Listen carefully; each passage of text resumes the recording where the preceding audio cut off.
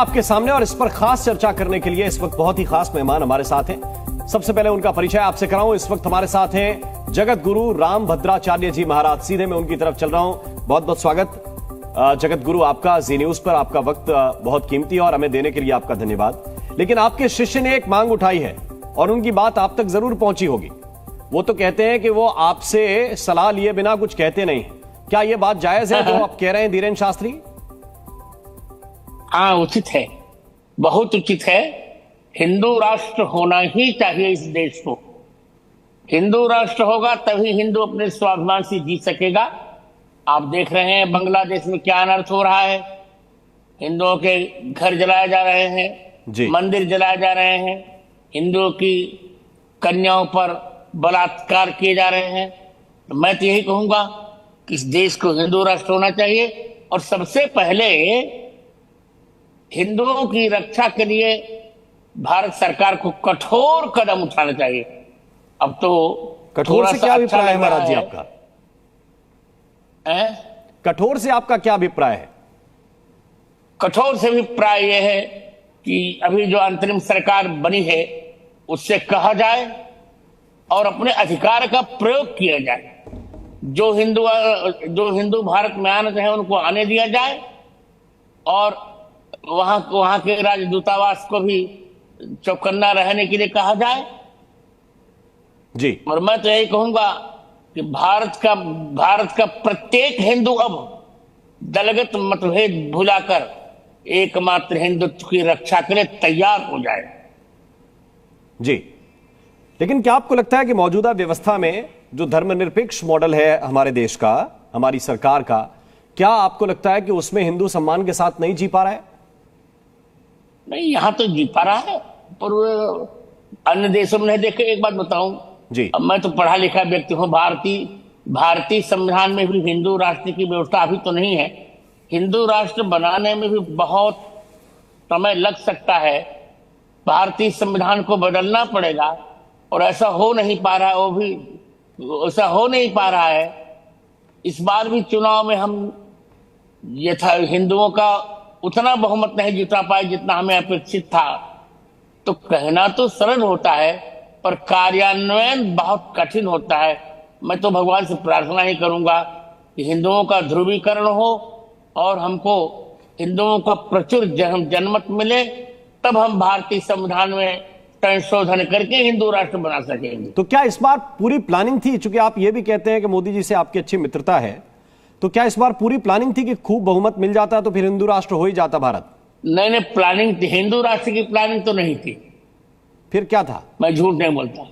पर हाँ, हम चाहते थे कि अच्छा हमको बहुमत मिल जाए। वो ऐसा नहीं हो पाया जी। तो अब क्या मोदी जी के पास आप समझते हैं कि विकल्प नहीं है, क्योंकि इस बार कम बहुमत की सरकार है? नहीं, विकल्प बहुत है। देखिए, कम बहुमत की सरकार होने पर भी सारे मंत्रालय मोदी जी के उनकी इच्छा के अनुरूप बने। सब कुछ उनकी इच्छा के अनुरूप हो रहा है। विरोध में कुछ भी नहीं जा रहा है जी। अभी देखिए, आपने तो स्वयं स्वीकार किया कि ये बहुत कठिन काम है, ये आसानी से होने वाला काम नहीं है। फिर क्यों सरकार को दिक्कत में डालते रहते हैं आपके शिष्य, आप लोग कि नहीं हिंदू राष्ट्र कर दीजिए? देखिए, मैं पढ़ा लिखा व्यक्ति हूं जी और भारतीय संविधान पूरा मुझे कंठस्थ है जी। मैं जो कुछ कहूंगा वो परिहासास्पद नहीं होना चाहिए ना जी। बिल्कुल। जब तक 370 सीटें हमें नहीं मिलेंगी तब तक हम चुनाव में भारतीय संविधान परिवर्तन कैसे कर सकेंगे? जी। केवल कहने से नहीं होगा।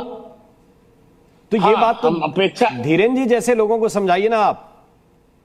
उनको शायद ये समझ में नहीं आ रहा है कि इस वक्त किस परिस्थिति से सरकार गुजर रही है। उनका कहना ठीक है, उनका कहना ठीक है, पर मैं अपनी बात बता रहा हूं कि स्थिति ऐसी है जी। अब ये बताइए कि क्या सिचुएशन इस वक्त जो बांग्लादेश में बनी है, हम भी देख रहे हैं वहां पे इसमें मंदिर तोड़े गए।